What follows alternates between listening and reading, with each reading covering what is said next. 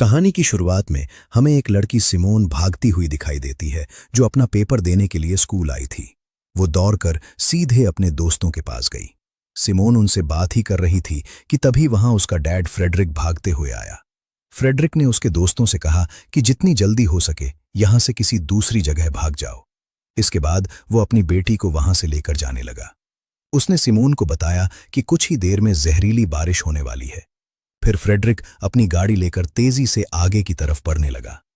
दूसरी तरफ पूरे शहर में अब काले बादल छा चुके। असल में फ्रेडरिक अपनी फैमिली को लेकर शहर से दूर एक बंकर की तरफ जा रहा था ताकि वे उस जहरीली बारिश से बच सके। रास्ते में उसने अपने बेटे से सीट बेल्ट बांधने को कहा, लेकिन इसी दौरान उसका ध्यान भटक गया, जिससे उसकी गाड़ी सामने वाली गाड़ी से टकरा गई और देखते ही देखते पूरी सड़क पर लंबा जाम लग गया। इसके बाद फ्रेडरिक ने एक आदमी से अपनी गाड़ी हटाने को कहा, लेकिन तब तक आगे का रास्ता पूरी तरह बंद हो चुका था। इसलिए वो अपनी फैमिली को लेकर वहां से निकल पड़ा। फिर वे सभी सीधे जंगल की तरफ भागने लगे। पीछे से एक आदमी उन्हें रोकने की कोशिश कर रहा था, लेकिन उन्होंने किसी की नहीं सुनी और सीधे बंकर की तरफ बढ़ने लगे। कुछ ही देर में वे उस बंकर तक पहुंच गए। तभी फ्रेडरिक ने जल्दी से अपना फिंगरप्रिंट लगाकर बंकर का दरवाजा खोल दिया, जिसके बाद सभी लोग उसके अंदर घुस गए। जैसे ही वे अंदर पहुंचे, उसी वक्त आसमान से बारिश की पहली बूंद एक पत्ते पर गिरी और देखते ही देखते तेज जहरीली बारिश शुरू हो गई। बंकर के अंदर आते ही फ्रेडरिक ने अपनी पूरी फैमिली को सैनिटाइज करना शुरू कर दिया ताकि वे उस जहरीली बारिश के असर से बच सकें। तभी फ्रेडरिक ने अपनी पत्नी एलन के हाथ में एक डिवाइस थमाया और बताया कि उसमें बंकर से जुड़ी सारी जानकारी मौजूद है। इसके बाद फ्रेडरिक एक स्पेशल सूट पहनकर बाहर जाने के लिए तैयार हो गया। जाने से पहले उसने अपनी बेटी सिमोन से कहा कि उसे हर हाल में बाहर जाना होगा, क्योंकि वही इस जहरीली बारिश को रोक सकता है, और अगर इसे नहीं रोका गया तो इस दुनिया में कोई भी जिंदा नहीं बचेगा। लेकिन सिमोन ने उसे बाहर जाने से मना कर दिया, पर फ्रेडरिक ने उससे वादा किया कि वो हर हाल में वापस लौटेगा। इसके बाद वो सिमोन को अपने भाई की जिम्मेदारी सौंपकर बाहर निकल गया। घबराहट कम करने के लिए एलन तुरंत बच्चों के लिए चॉकलेट बनाने लगी, लेकिन उसके कांपते हाथ और डरा हुआ चेहरा साफ बता रहा था कि उसके अंदर भी खौफ लगातार बढ़ रहा था। तभी अचानक किसी ने बंकर का दरवाजा जोर जोर से पीटना शुरू कर दिया। एलन ने दरवाजा खोलने से मना किया। उसने बच्चों को समझाया कि अगर वो इंसान उनके डैड होते तो फिंगरप्रिंट लगाकर खुद अंदर आ जाते, इसलिए उस आवाज पर ध्यान देने की जरूरत नहीं है। लेकिन सिमोन ने अपनी माँ से कहा कि उन्हें एक बार देखकर आना चाहिए, कहीं ऐसा न हो कि बाहर उनके डैड ही खड़े हों। इसके बाद वो तुरंत बंकर का दरवाजा खोलने चली गई, लेकिन दरवाजा खुलते ही उसके सामने वही आदमी खड़ा था जो पहले उन्हें जंगल में जाने से रोक रहा था। वो आदमी जहरीली बारिश में भीगकर पूरी तरह संक्रमित हो चुका था। कंट्रोल से बाहर होते ही उसने सिमोन के भाई को पकड़कर बाहर खींच लिया, लेकिन तभी एलन दौड़कर उस आदमी पर झपट पड़ी। इसी दौरान जहरीली बारिश की कुछ बूंदें उसकी मां के ऊपर भी गिर गईं। कुछ ही पलों में जहर अपना असर दिखाने लगा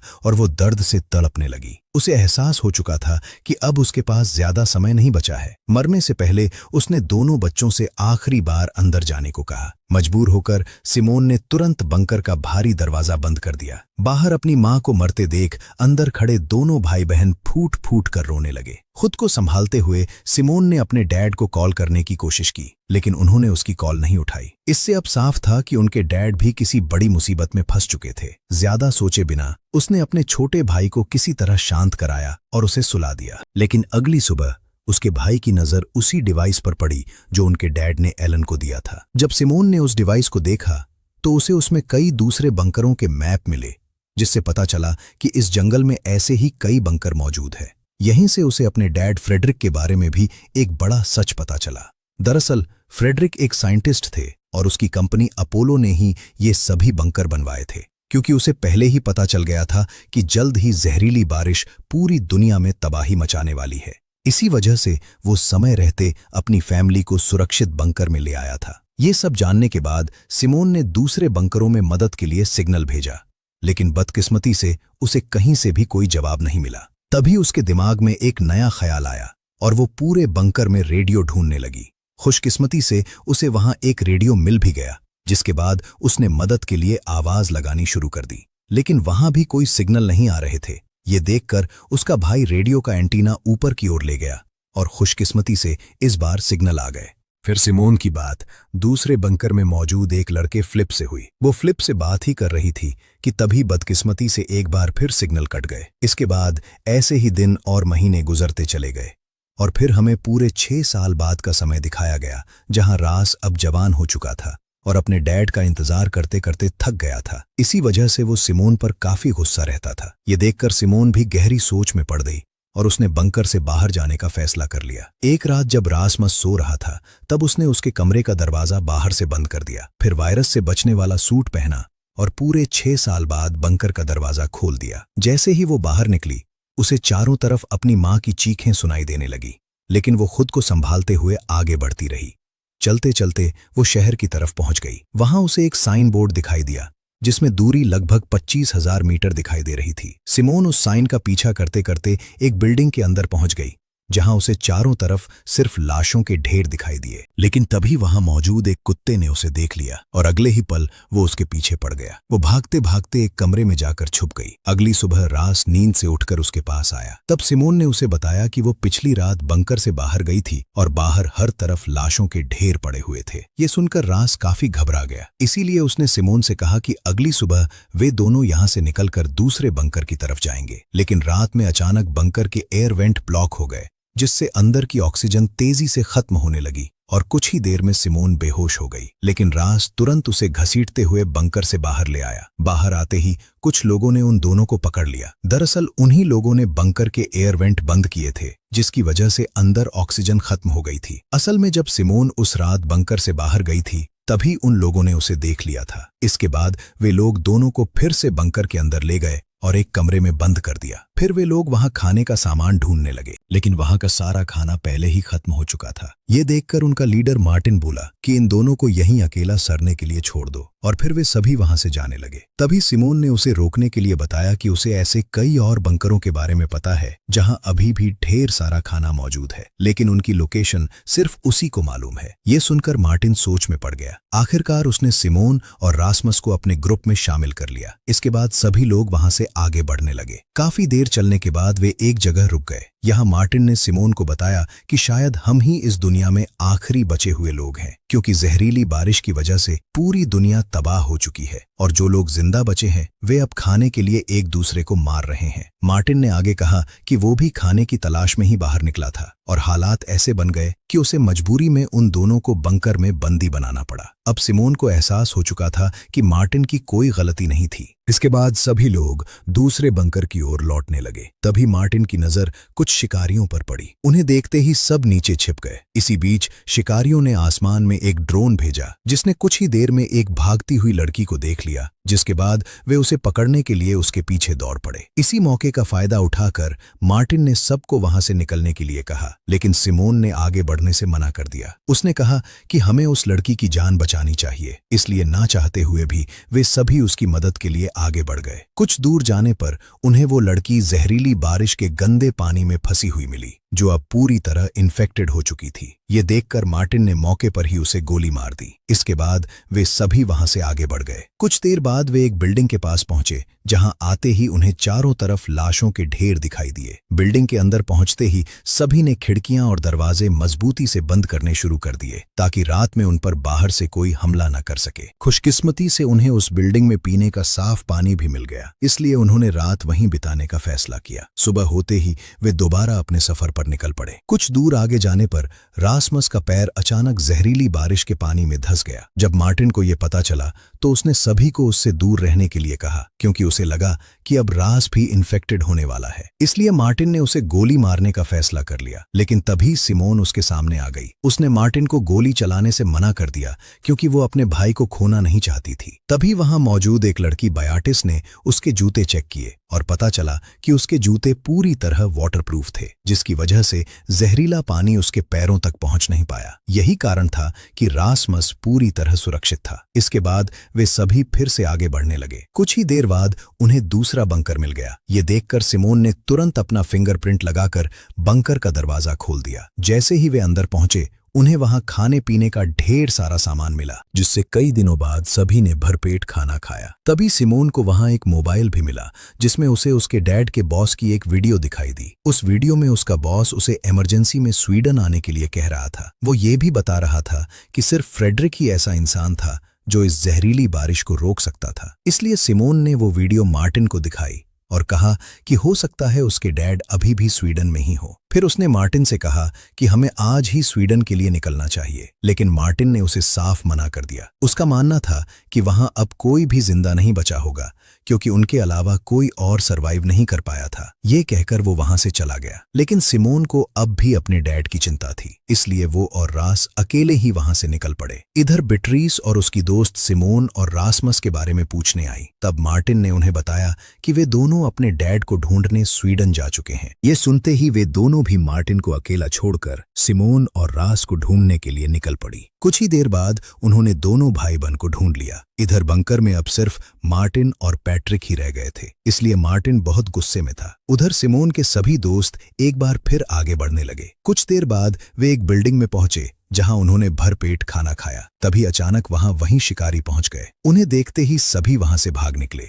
लेकिन भागते समय सिमोन अपने दोस्तों से बिछड़ गई। वो उन्हें ढूंढते ढूंढते एक जगह पहुंची, जहां उसे एक छोटा बच्चा खड़ा दिखाई दिया। लेकिन तभी उसने आसमान में घने काले बादल छाते हुए देख ली, इसलिए वो उस बच्चे को लेकर वहां से भाग गई। वो बच्चा भूख मिटाने के लिए गोलियां खा रहा था, लेकिन सिमोन ने उसे खाने के लिए कुछ खाना दे दिया। इसी दौरान उस बच्चे का डैड वहां आ गया। उसने सिमोन को शिकारी समझ लिया और अपने बच्चे को लेकर वहां से चला गया। लेकिन जैसे ही वो बाहर पहुंचा, शिकारियों ने उसे चारों तरफ से घेर लिया और बुरी तरह पीटना शुरू कर दिया। ये देखकर सिमोन घबरा गई और वहां से भाग निकली, लेकिन भागते समय एक आदमी ने उसे देख लिया। इधर सिमोन जैसे ही एक बिल्डिंग के अंदर पहुंची, उसे वहां उसके सभी दोस्त मिल गए। जैसे ही उसने सभी को वहां से भागने के लिए कहा, तभी अचानक वही आदमी वहां आ पहुंचा जिसने सिमोन को पहले भागते हुए देख लिया था। वो बार बार उनसे खाना मांग रहा था, लेकिन उनके पास देने के लिए कुछ भी नहीं था। गुस्से में उसने रास को पकड़ लिया और उस पर हमला करने की कोशिश की।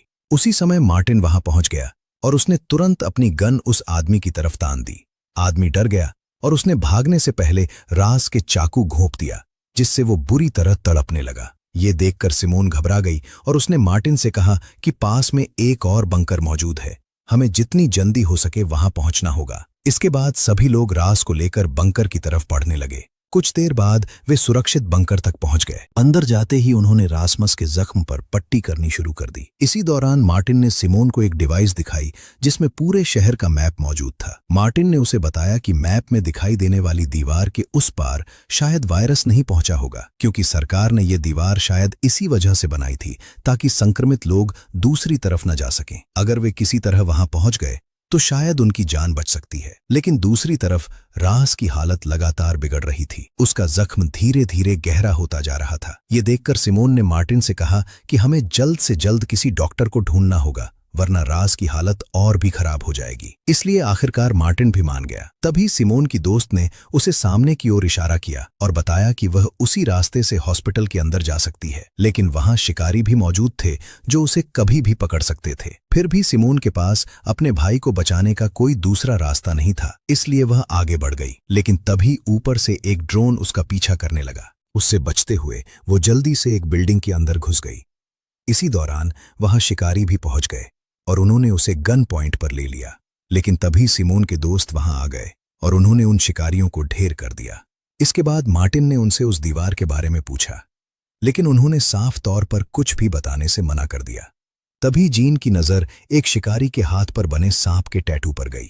वो निशान देखते ही उसके मन में डर बैठ गया।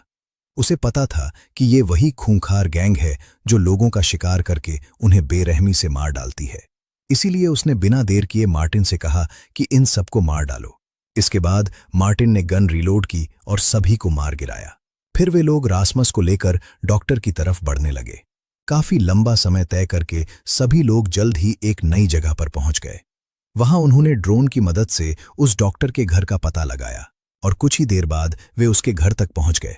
जैसे ही उन्होंने दरवाजा खटखटाया, डॉक्टर बाहर आई और उन पर गंड तान दी, लेकिन सिमोन ने किसी तरह उसे शांत कर दिया। इसके बाद मार्टिन ने उसे पूरी बात बताई और कहा कि उन्हें उसकी मदद की सख्त जरूरत है। ये सुनकर डॉक्टर उनकी मदद करने के लिए तैयार हो गई। फिर उसने रास के जख्म पर टांके लगा दिए। इसी दौरान डॉक्टर ने बताया कि रास का घाव अभी पूरी तरह ठीक नहीं हुआ है, इसलिए उसे टिटनस का इंजेक्शन लगाना जरूरी था। उसने बताया कि इंजेक्शन एक बंकर में मौजूद है जो उसके घर के पास ही है। कुछ देर बाद वे तीनों उस बंकर तक पहुंच गए। बंकर को देखते ही सिमोन समझ गई कि यह अपोलो कंपनी का है, जो उसके डैड की कंपनी थी। तभी डॉक्टर ने बताया कि वो पहले अपोलो में ही काम किया करती थी, इसी वजह से उसे भी ये बंकर दिया गया था। कैबिन में पहुंचते ही डॉक्टर ने रासमस के लिए एक इंजेक्शन तैयार किया और उसे एक बेड से बांध दिया, लेकिन तभी उसने सिमोन को भी धक्का देकर पकड़ लिया और उसे भी रस्सियों से बांध दिया। इसके बाद डॉक्टर ने सिमोन को एक चौंकाने वाली बात बताई। उसने कहा कि उसके डैड फ्रेडरिक की वजह से ही उसकी पूरी फैमिली मारी गई थी, यहाँ तक कि उसके बच्चे भी उस जहरीली बारिश का शिकार हो गए थे। डॉक्टर ने गुस्से में कहा कि अगर फ्रेडरिक ने वो एक्सपेरिमेंट ना किया होता तो ये जहरीली बारिश कभी नहीं होती और आज उसका परिवार जिंदा होता। इधर बाकी लोग डॉक्टर के घर में खाने का सामान ढूंढ रहे थे। तभी मार्टिन की नजर बाहर पड़ी और उसने देखा कि शिकारी वहां पहुंच चुके थे। जब जीन ने बाहर देखा तो उसे वहीं शिकारी दिखाई दिया जिसके बाजू पर सांप का टैटू बना हुआ था। उसे देखते ही जीन एकदम चौंक गया। उसने तुरंत एक गन उठाई और बाहर जाकर उस शिकारी को गोली मार दी, लेकिन अगले ही पल बाकी शिकारियों ने उसे पकड़ लिया। ये देखकर उसके बाकी दोस्त वहां से भाग निकले। उधर डॉक्टर रासमस को वो जहरीला इंजेक्शन लगाने ही वाली थी, लेकिन तभी वहां पैट्रिक पहुंच गया और उसने उस डॉक्टर को गोली मार दी। इसके बाद वे सभी मौके पर ही वहां से भाग निकले और फिर से अपने सफर पर आगे बढ़ने लगे। कुछ दूर जाने के बाद उन्हें एक घर दिखाई दिया जिसके अंदर लाइट जल रही थी, जिसका मतलब था कि वहां कोई रह रहा है। इसलिए वे सभी उस घर के पास पहुंच गए, लेकिन तभी एक आदमी उनके सामने आ गया। उसने उन्हें अपने घर में रात बिताने की इजाजत दे दी। हालांकि उसने एक शर्त भी रखी कि उन्हें अपने सभी हथियार बाहर ही छोड़ने होंगे। इसलिए ना चाहते हुए भी वे उसके घर के अंदर चले गए। अंदर पहुंचते ही उन्होंने देखा कि वहां कई लोग मौजूद थे और सभी ने एक जैसे कपड़े पहन रखे थे। उन्हें ये बात काफी अजीब लगी। इसके बाद उन लोगों ने उन्हें रात बिताने के लिए एक कमरा दे दिया, जहां यहां उन्होंने आराम किया। अगली सुबह एक औरत कैरन उनके पास आई और उन्हें नाश्ता करने के लिए बुलाया। कई दिनों बाद आज उन्हें भरपेट खाना खाने को मिला, जिससे सभी को काफी राहत महसूस हुई। लेकिन हैरानी की बात यह थी कि इन लोगों के पास इतना सारा खाना आया कहां से। इसके बाद सिमोन रास को वहां मौजूद एक डॉक्टर के पास लेकर गई, क्योंकि उसका जख्म लगातार बढ़ता जा रहा था। तभी डॉक्टर ने एक इंजेक्शन निकाला जो बिल्कुल वैसा ही था जैसा पहले उस डॉक्टर के पास था जो इन्हें मारना चाहती थी। ये देखकर सिमोन तुरंत सतर्क हो गई और उसने डॉक्टर से कहा कि रासमस को बेहोश किए बिना ही उसका इलाज किया जाए। ये सुनकर डॉक्टर ने वो इंजेक्शन एक तरफ रख दिया, लेकिन जैसे ही उसका ध्यान रास की तरफ गया तभी सिमोन ने चुपके से वो इंजेक्शन अपने पास छुपा लिया। इसके बाद उसने उस इंजेक्शन को ध्यान से चेक किया और तभी उसे पता चला कि ये इंजेक्शन अपोलो कंपनी के ही थे। उधर रात में जब सभी लोग खाना खा रहे थे तब मार्टिन को कुछ गड़बड़ लगी और वो छुपकर पूरे घर की तलाशी लेने लगा। तभी उसने एक फ्रिज खोला और अंदर का नजारा देखते ही उसके पैरों तले जमीन खिसक गई, क्योंकि फ्रिज के अंदर इंसान की कटी हुई बॉडी लटक रही थी। उधर उस आदमी ने सभी दोस्तों को एक एक छोटा पैकेट पकड़ा दिया और कहने लगा कि जिसके पैकेट में छोटा सा फूल निकलेगा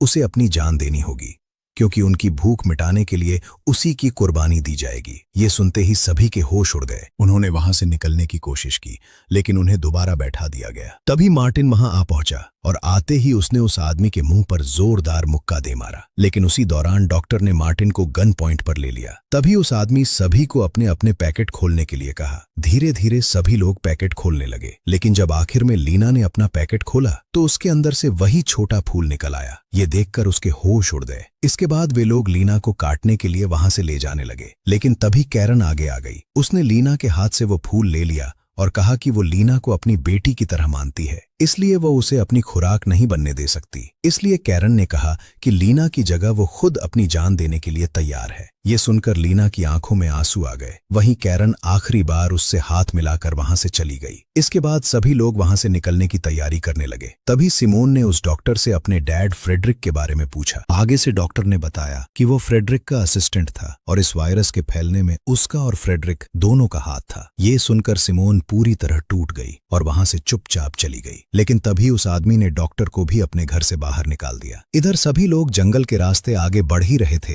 कि तभी वही डॉक्टर दोबारा उनके सामने आ गया। उसके हाथ में एक इंजेक्शन था। उसने बताया कि इसी इंजेक्शन की वजह से जहरीली बारिश फैली थी और पूरी दुनिया बर्बाद हो गई थी। ये कहते ही उसने वही इंजेक्शन अपने गले में घोंप लिया, जिससे वो बुरी तरह तड़पने लगा। लेकिन तभी मार्टिन ने उसे गोली मारकर खत्म कर दिया। उस रात सभी लोग एक खाली घर में रुके। फिर अगली सुबह मार्टिन ने सिमोन को वही मैप दिखाया जिसमें उस रहस्यमयी दीवार की लोकेशन मौजूद थी। मार्टिन ने सिमोन से कहा कि हमें किसी भी हालत में उस दीवार तक पहुंचना होगा, वरना हमारा बचना नामुमकिन है। इसलिए उसने सभी को दीवार के पार चलने के लिए कहा, लेकिन रास ने जाने से साफ मना कर दिया। उसने बताया कि अभी उसकी तबीयत चलने लायक नहीं है। सिमोन भी अपने भाई को अकेला छोड़ना नहीं चाहती थी, इसलिए उसने किसी एक को उसके पास रुकने के लिए कहा। तभी बेयाट्रिस वहां रुकने के लिए तैयार हो गई। इसके बाद बाकी चारों लोग वहां से निकल पड़े। कुछ दूर जाने के बाद उन्हें एक और बंकर मिल गया। अंदर आते ही उन्हें दीवारों पर बनी कई पेंटिंग्स दिखाई दी, जिससे साफ था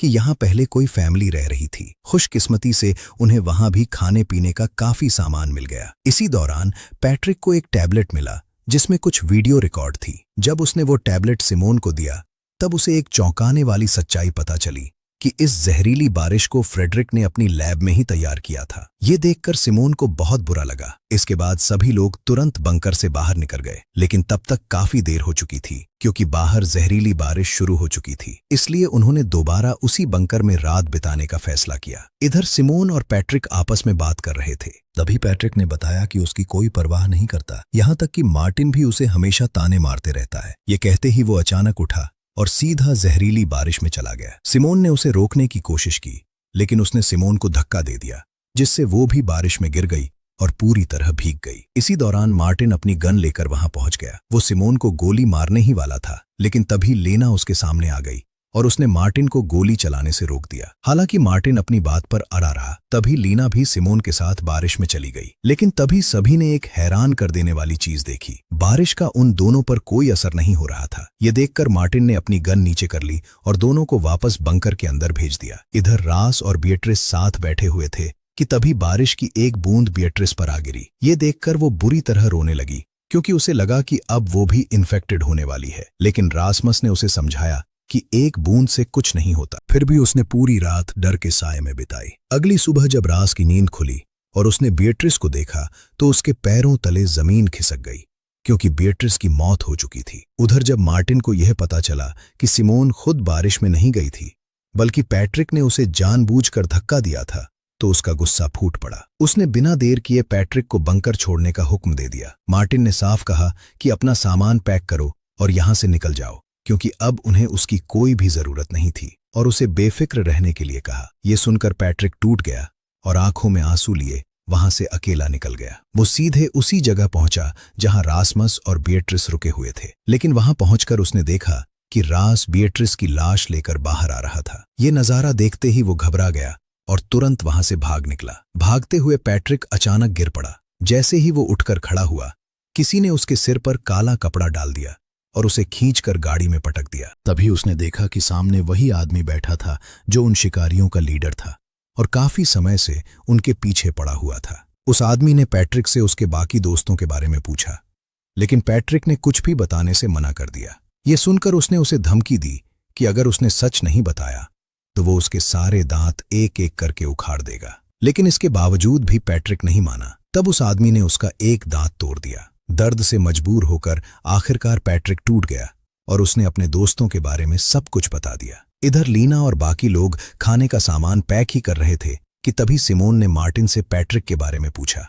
तब मार्टिन ने बताया कि उसने पैट्रिक को बंकर से निकाल दिया है और वह वहां से जा चुका है। इसी बीच बाहर दरवाजा खटखटाने की आवाज आई। मार्टिन जैसे ही बाहर पहुंचा तो उसके सामने रास खड़ा था, जो बिएट्रिस की लाश को उठाए हुए था। लेकिन मार्टिन ने उसे अंदर आने से मना कर दिया, क्योंकि उसे यकीन था कि बिएट्रिस के साथ साथ रास भी इन्फेक्टेड हो चुका है। लेकिन रासमस ने उसकी एक भी बात नहीं सुनी और वो बेयाट्रिस की लाश को लेकर सीधे बंकर के अंदर आ गया। बिएट्रिस की मौत से वो पूरी तरह टूट चुका था। तभी सिमोन एक सूट पहनकर उसके पास आई और उसे समझाने लगी कि बिएट्रिस अब इस दुनिया में नहीं रही, इसलिए उसे अब सब कुछ छोड़कर उनके साथ चलना होगा। लेकिन रास ने साफ मना कर दिया। इसी दौरान वो एक रेडियो उठाकर वहां से चला गया। कुछ दूर पहुंचते ही उसके रेडियो में किसी की आवाज सुनाई दी। जब उसने जवाब दिया तो दूसरी तरफ वही शिकारी मौजूद था। उसने रास से पूछा कि वे लोग कहाँ हैं और धमकी दी कि अगर उसने सच नहीं बताया तो वो पैट्रिक को मार डालेगा। अपने दोस्त की जान बचाने के लिए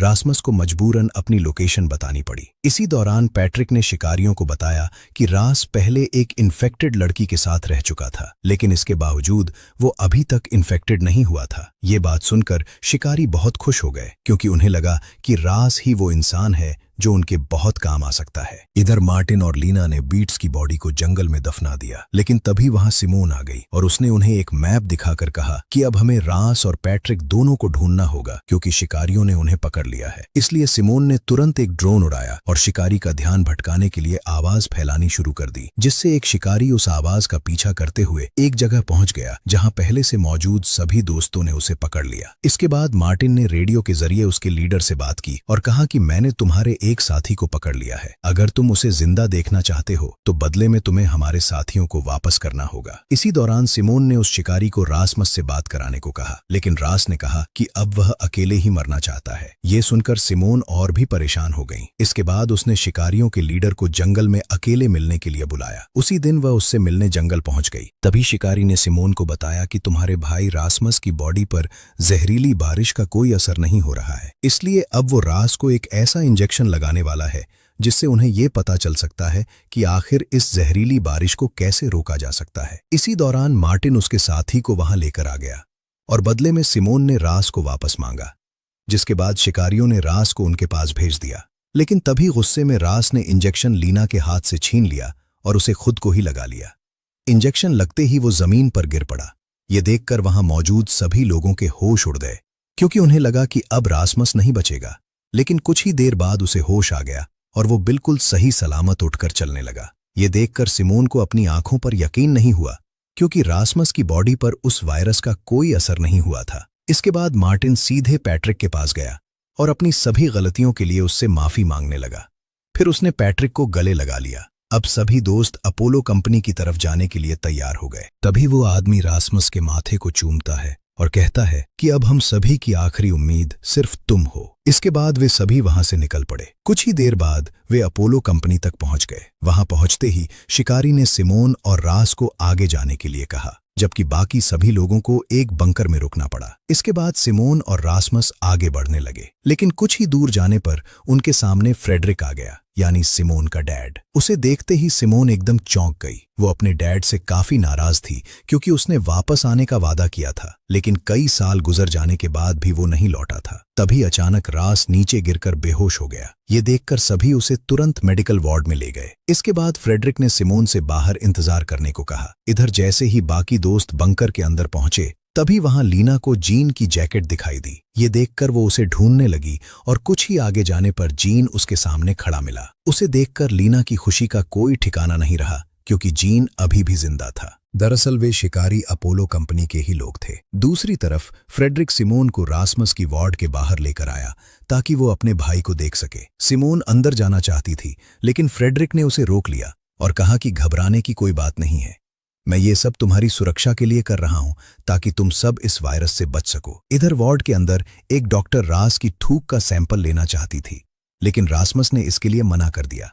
तब डॉक्टर ने उसके साथ जबरदस्ती करनी शुरू कर दी, जिससे रासमस ने उसके हाथ पर काट लिया। दूसरी तरफ फ्रेडरिक घबराया हुआ सिमोन के पास आया और उसने कहा कि अपने भाई को लेकर यहां से जितनी जल्दी हो सके निकल जाओ, क्योंकि अब इस वायरस का कोई इलाज नजर नहीं आ रहा है और यह बहुत तेजी से फैलने वाला है, जिसकी वजह से बहुत से लोग मारे जाएंगे। इसके बाद जब वो रास की वार्ड में पहुंचा तो वहां का नजारा देखकर उसके होश उड़ गए, क्योंकि रास के काटने के बाद वो डॉक्टर तड़प तड़प कर मर चुकी थी। ये देखकर फ्रेडरिक ने तुरंत रास के थूक का सैंपल माइक्रोस्कोप में झांचा, लेकिन जो उसने देखा उससे उसके पैरों तले जमीन खिसक गई। उसने फौरन पूरे बंकर में इमरजेंसी अलर्ट लगा दिया और देखते ही देखते सभी सेक्शन पूरी तरह सील कर दिए गए। इसके बाद फ्रेडरिक ने अपोलो कंपनी के मैनेजर से बात की। आगे से मैनेजर ने कहा कि किसी भी कीमत पर रास का ऑपरेशन करना होगा ताकि उसकी मदद से वैक्सीन तैयार की जा सके। लेकिन फ्रेडरिक जानता था कि ऐसा करने पर रास की जान जा सकती है। वो अपने बेटे को खोना नहीं चाहता था, इसीलिए फ्रेडरिक ने सिमोन से